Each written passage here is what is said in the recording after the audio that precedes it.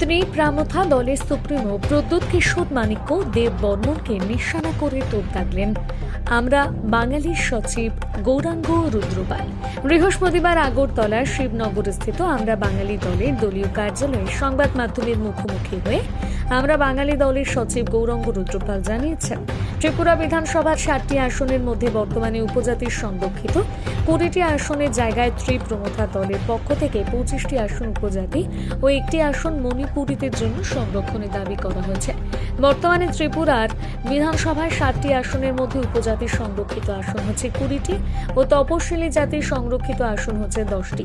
এখন বিধানসভার 20টি উপজাতির সংরক্ষিত আসনের জায়গায় 25টি আসন উপজাতির সংরক্ষিত ও 1টি মণিপুরী হলে 26টি সংরক্ষিত করা হলে সংবিধানের জনসংখ্যানুপাতে সংরক্ষণের মূল নীতিকে বদলাতে হবে বলে ত্রিপ্রমথা দলের সুপ্রিমো প্রদ্যুৎ কিশোর মাণিক্য দেব বর্মাকে নিশানা করে তোপ দাগলেন আমরা বাঙালি দলের সচিব গৌরাঙ্গ রুদ্রপাল।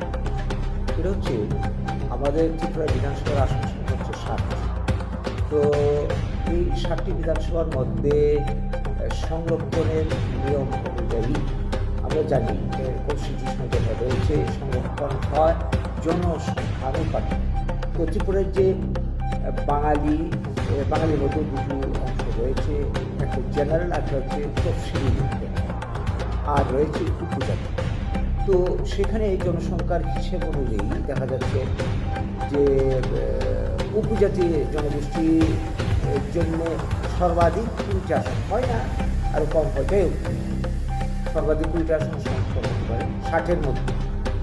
এসসির জন্য 10টি। তো মিলে হয়ে গেল 30টা আসন।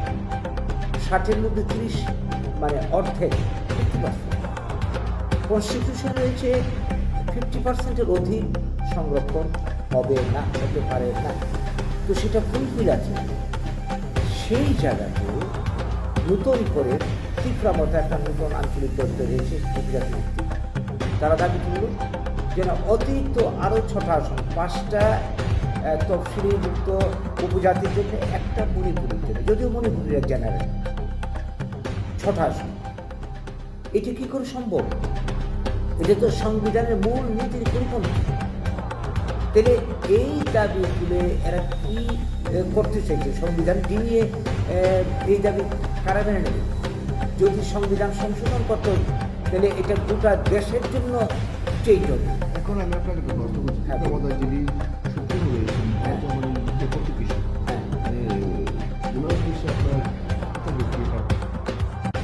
সেটা আমি বলছি। অ্যাকচুয়ালি আমরা মনে করছি যে এই দাবি এটা অসাংবিধানিক দাবি, অযৌক্তিক দাবি, সেই জন্য আমরা এটার বিরোধিতা করছি। এটা হওয়া সম্ভব না। ওদের জন্য যদি আসন বৃদ্ধি করতে হয় তাইলে সামগ্রিকভাবে গোটা রাজ্যের যে বিধানসভার আসন বৃদ্ধি হতে হবে, সেই অনুপাতে তফসিলি যুক্ত যারা রয়েছে শিডিউল কাস্ট তাদের আসন বৃদ্ধি হবে, সবের আসন বৃদ্ধি হবে। তখন সেটা হতে পারে। এর আগে কোনো মতেই হওয়া সম্ভব না। এর জন্য আমরা এটা বিরোধিতা করছি।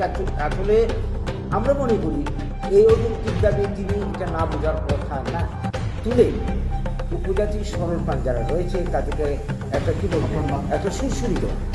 আপনার নাম? আমার নাম গৌরাঙ্গ রুদ্রপাল। আমি আমরা বলেছি সুরসুরি দিয়ে একটা রাজনৈতিক গেইন নেওয়া। সামনে আসছে ভিলেজ কাউন্সিলের নির্বাচন, ওদেরকে মানে কাছে টেনে নেওয়ার এটা একটা প্রক্রিয়া হতে পারে, কিন্তু সবাই তো সেটা বুঝছে না। এই বিষয়কে কেন্দ্র করে আগামী দিনে ওরা হয়তো কোনো ধরনের চাপ বা আন্দোলন, হিংসাত্মক আন্দোলনও তারা সংগঠিত করতে পারে। অতীতে এই ধরনের অযৌক্তিক কথাবার্তা কি আমরা জানি, ডেটার চিত্রালের ইত্যাদি কথা বলে, যেটা কোনোদিন সম্ভব না। গবেট বাংলাদেশ চূড়ান্ত করে তাদের জাতিগোষ্ঠীকে তারা উস্কেছে।